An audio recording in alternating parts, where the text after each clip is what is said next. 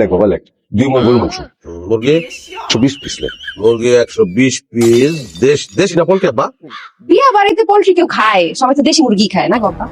তুই এখান থেকে যা তো তুই যা আল্লাহর রাস্তায় তুই এখান থেকে যা এখানে আব্বা আর আমি কথা কইতেছি আমরা দেশি খাওয়াবো না পোল্ট্রি খাওয়াবো না ফরেন খাওয়াবো না পাকিস্তানি খাওয়াবো এটা আমরা দুজন মিলে বুঝবো। হ্যাঁ তোর এখানে কথা করার দরকার নাই। তা আমি কথা বলি কি সমস্যা? তুই কথা বলে কোনো সমস্যা নাই, সমস্যা খালি একটাই, তুই 30 সেকেন্ডের মধ্যে 3 বার তুই ভাইয়া কবি আর আমার মেজাজটা গরম হয়ে যাবো, আমি সবকিছু ফালাই বাইরে চলে যাবো। দেখছো আব্বা কি কয়?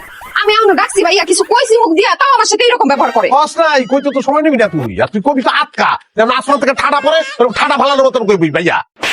বড় মজলিস আত্মীয় স্বজনের মধ্যে তুই কলি খলিল ভাই চা নেন, আমার মেজাজ খারাপ হয়ে গেল, আমি বাদ দিলাম কাপটা ভাঙতে।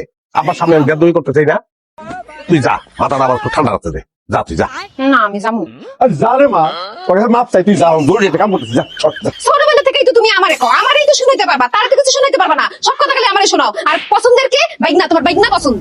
এই যে আমার বাইক কইতাছে যে আমার বাইক কইলে হয়। এই বাইক কেডা তুমি দেখছেন আবার কি কয়? তুমি